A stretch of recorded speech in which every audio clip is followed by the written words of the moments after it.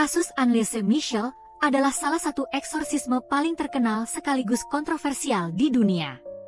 Anneliese lahir pada tahun 1952 dalam keluarga Katolik yang sangat taat. Di usia 16 tahun, dia mulai mengalami kejang-kejang, dan setelah pemeriksaan medis, dia didiagnosis dengan epilepsi lobus temporal. Meskipun mendapat perawatan medis, kondisi mental dan fisiknya justru semakin memburuk. Tak hanya kejang-kejang, Anneliese juga mulai mengalami halusinasi menakutkan, mendengar suara-suara aneh, dan menunjukkan perilaku yang tidak biasa, seperti menolak salib serta menolak makan.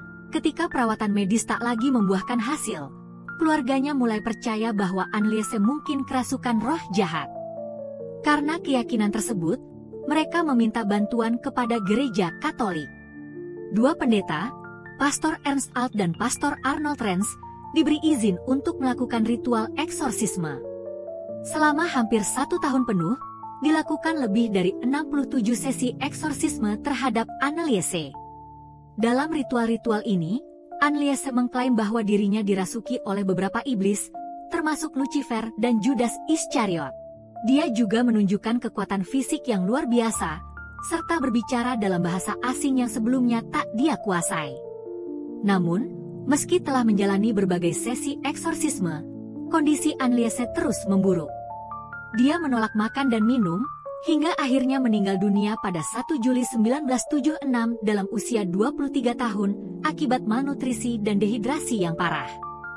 Kematian Anneliese memicu pengadilan yang kontroversial. Orang tuanya serta kedua pendeta yang melakukan eksorsisme didakwa atas tuduhan pembunuhan karena kelalaian.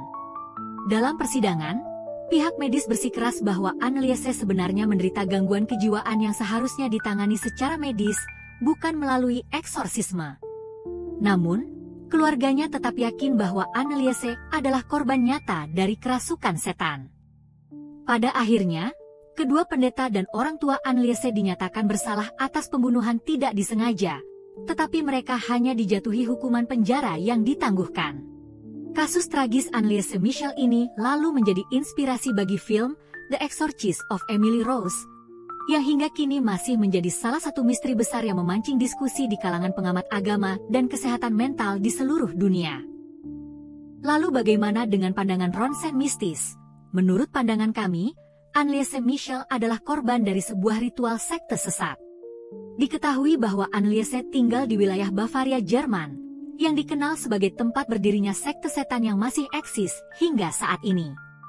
Berdasarkan hasil ronsen mistis, kami menemukan bahwa salah satu kerabat orang tua Anneliese yang merupakan salah satu anggota sekte tersebut, dengan sengaja menumbalkan gadis itu untuk sebuah ritual setan yang berhubungan dengan kekayaan, di mana media dan syarat utama ritual ini adalah gadis yang masih suci. Ya boleh dibilang, tidak jauh berbeda dengan ritual hitam dengan penggunaan tumbal yang ada di wilayah Indonesia.